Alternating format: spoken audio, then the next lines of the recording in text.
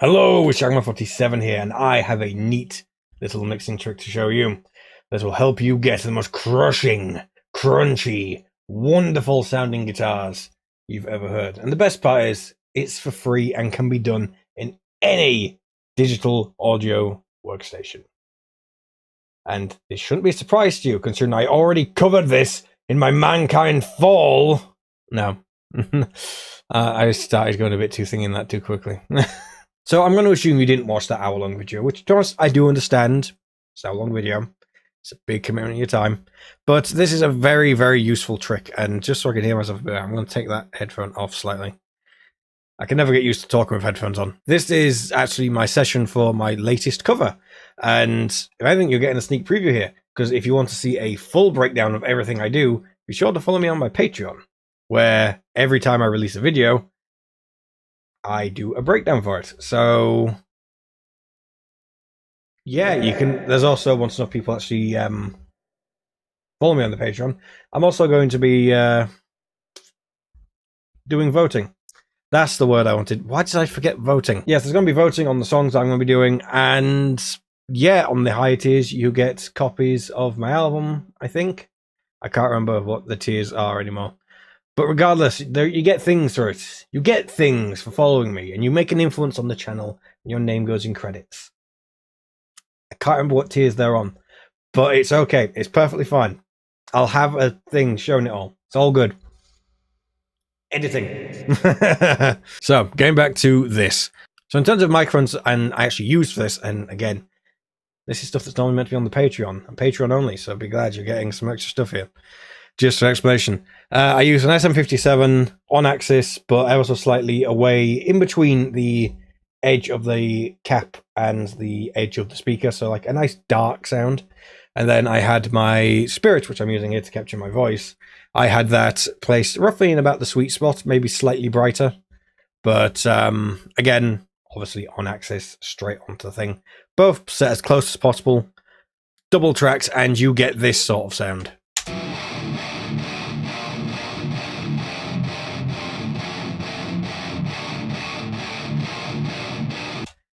So that's pretty good. That's pretty nice and crunchy and chunky and ooh, pretty good. I was very happy when I got that sound. So if we listen carefully,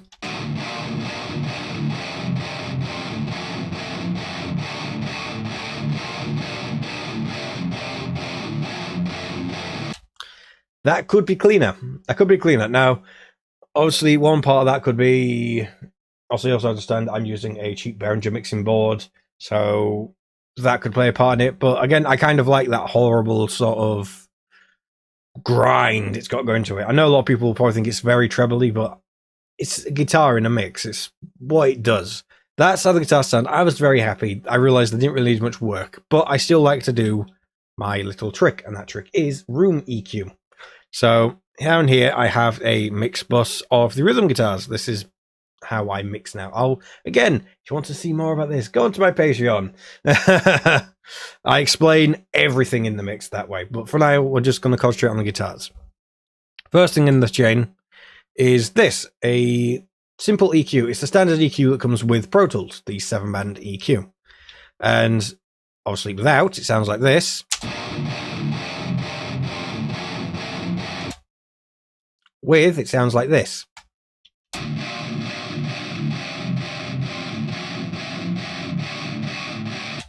You see how we've got that way more definition in that now, and all we're doing is subtracting.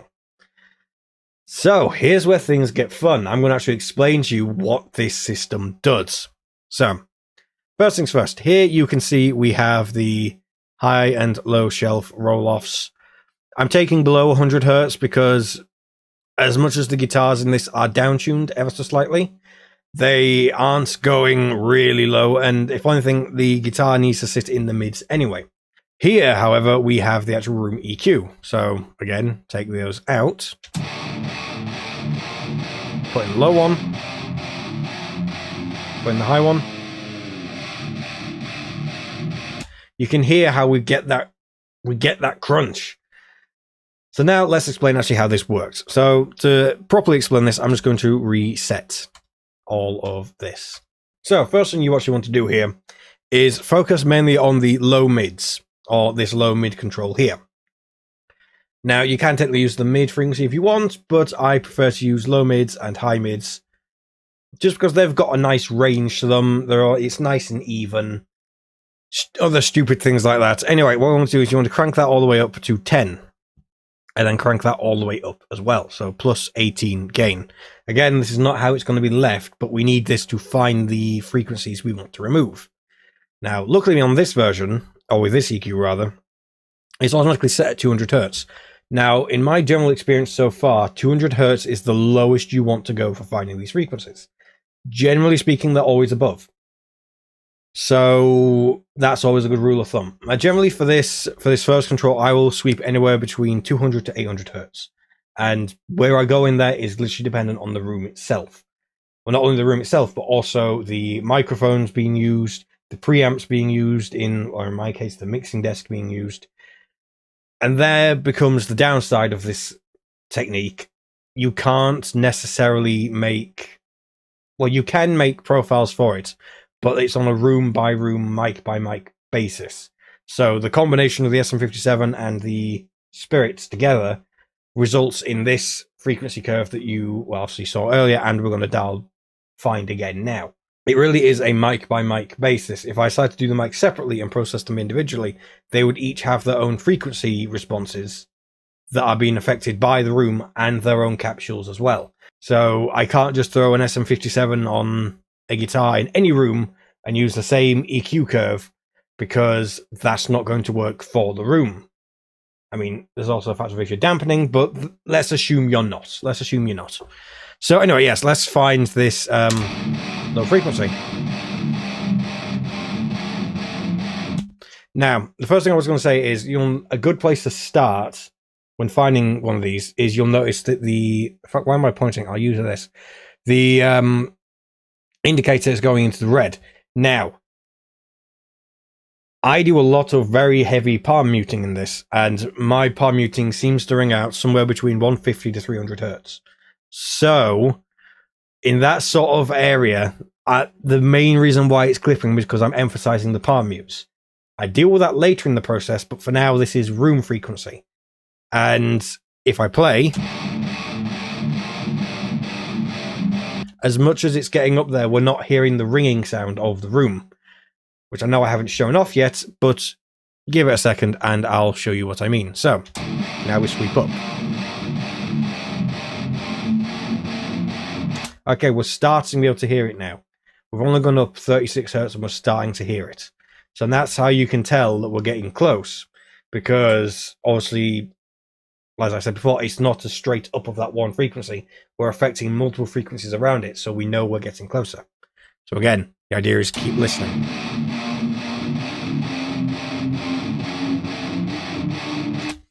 Okay, you should be able to hear it a lot more easier now. You see we're peaking again, but we're all still at the limit of where my palm muting is thinking. So, probably a good idea. If anything, the thing is you can always make notes of what frequency you're at now, and then go back later. So right now we're at 301.5. So we can always come back later if we overshoot. But considering it the way we've been going, it's been going up and becoming more clear. Let's keep going, see what we find.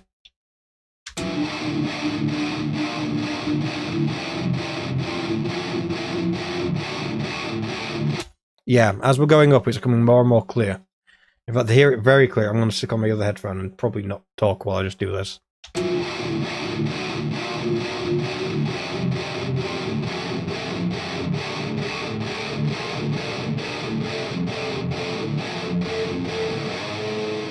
There we are. We're getting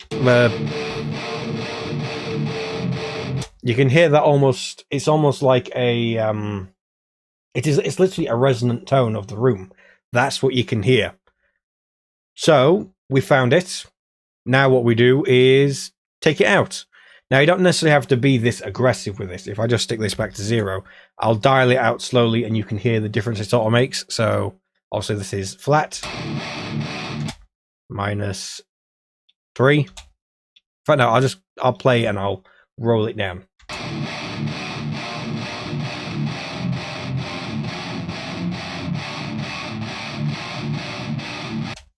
So yeah, once you get to the more extreme values, you start to lose, suddenly minus 15 sounds exactly the same as minus 18 anyway. So I just tend to dial them straight out because why not?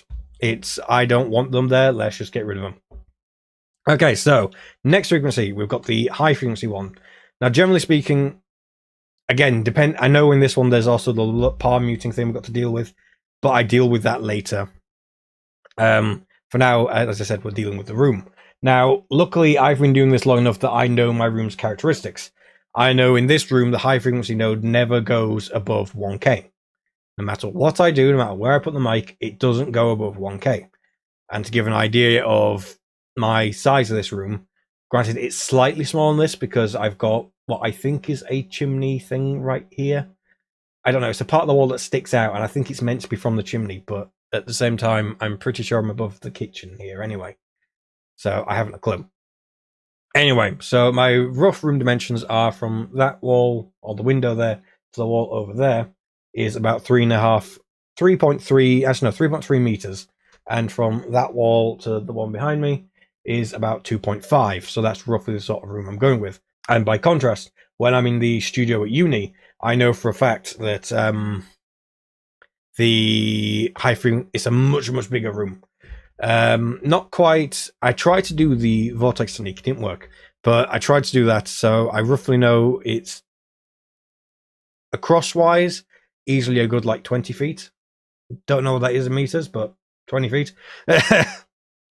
And then other way is a little bit bigger, so let's say like 40. I don't know. But again, at that point, I know that the high frequency one is going to be above 1K. So it's generally a case of you have to really tailor it by room. But a good way of how you can get a starting point for finding the high frequency is to roughly double the low frequency node you're taking away. So in this case, let's round up to 450. So double will be about 900. So if we say it's this to 900 instead, so 900 hertz, generally you're going to look roughly somewhere about a 200 hertz range is a good starting point from either side of that. So from about 800 to 1K. Again, I know I don't have to go above 1K in my room, but generally it's a good starting point and you can go from there. If you go up and you're not hearing it, you can go down and, you can find it that way. So anyway, max on, boost it up, we're at 900K.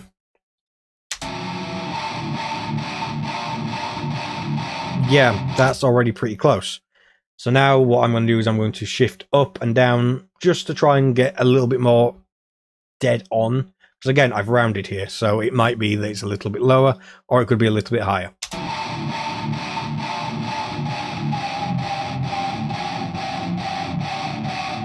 Now, you see, that's becoming a bit more normal sounding. We're not getting that harsh peak, which I know we're near 1K anyway, which is going to be very harsh sounding anyway. But we're still not getting that massively harsh peak, so...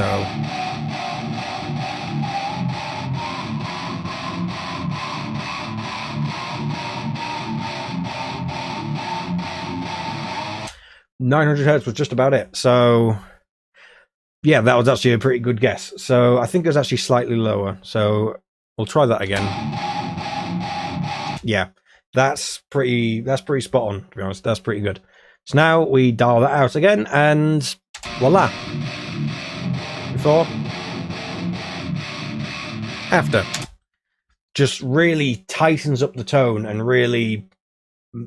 I don't know, it's just really nice, good and good sounding. Now, generally speaking, another point to keep in mind is that in doing so, you are going to lose a little bit of signal. Now, I don't know if it's because I'm using two microphones here or what, but in this instance, I'm not losing enough signal to make it worth doing an output from this. I can fix for it later on in my chain. But generally, if you are losing a considerable amount of signal to the point of it goes quieter, my suggestion would be 1 to 1.5 dB boost if you can. Either if like you're in Pro Tools and you've got the output on this, do it on the output here. If not, try to make up for it in something else. That way you're not losing the volume and you're only fixing it. because I know it's very easy to think of, oh, I've lost volume, so therefore it sounds bad. It doesn't. Just understand that you will lose volume from this because you are taking out frequencies. I just hit the pop filter. It's going to be amazing how that sounds. And I'll give a quick sneak preview. So this is obviously how it sounds now. Here I have the Omni channel. Quick look at the settings if you want. Here I've got, just to show this off a bit, a little bit of pre-EQ, a little bit of high-end, bit of the mids at 1K. Apparently that's a trick to make it sound like a Neve. So that's why I use that. 1 dB boost at literally 1K on the bell thing. Apparently makes it sound like a Neve. According to the guy who made it. So, yeah. And so yeah, these are all the settings. Feel free to use. Here's before. There's after. I don't know. Oh yeah, it'll be clipping because I was doing the EQ thing. Now I know that sounds very harsh, but it's a mix. It's you make things work in the mix. Individual tone means nothing in contrast to the whole mix. That's the thing you should be aiming for. So next we have the parallel particles. Mainly a thickener and the sub, little bit of high frequency thing, little bit of bite, just help it cut through, but that's it. And here my new favorite trick is the Pultec trick, where you have the Pultec set exactly the same, 30 hertz, and then 16K, you give it a bit of a boost. Most people say to 6, I found 5 was just the right amount. So, dialing it back a bit, because, don't want too much treble. Sounds like this.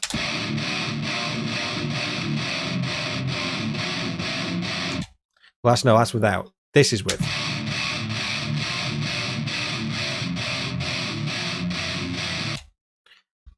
There you go. That's how I get my guitar sound. And it's very, very nice. So, yeah, that's kind of it for this tutorial. The good thing about this trick is that you can also use it on other things. It doesn't just have to be used on distorted guitars. You can use it on the clean guitars to help them be a little bit more full and direct in the mix. Because again, what you're essentially doing is you're removing reverb. But through EQ, you're not using any post-processing, you're just using the nodes that the EQ is mainly based around because of the room.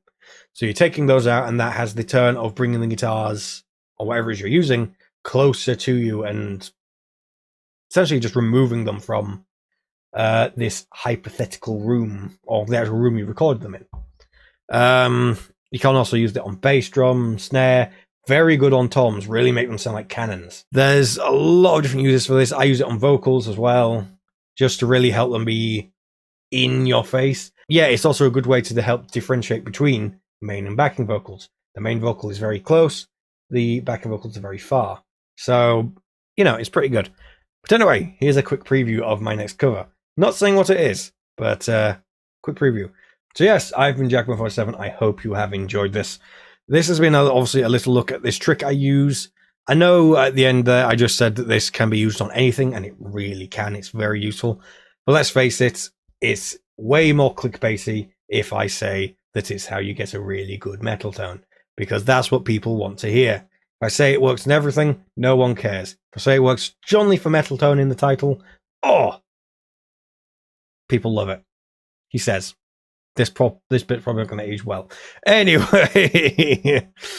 I thank you for watching. If you like these sort of tutorial things, then obviously be sure to subscribe. And if you want to see me go more in depth with my songs, then also check out my Patreon. I have 3 song breakdowns already up there right now. So yeah, and there's going to be more on the way. So for every video that comes out, there's going to be a breakdown. So I will be breaking down this when this cover comes out. So until then, stay metal and goodbye.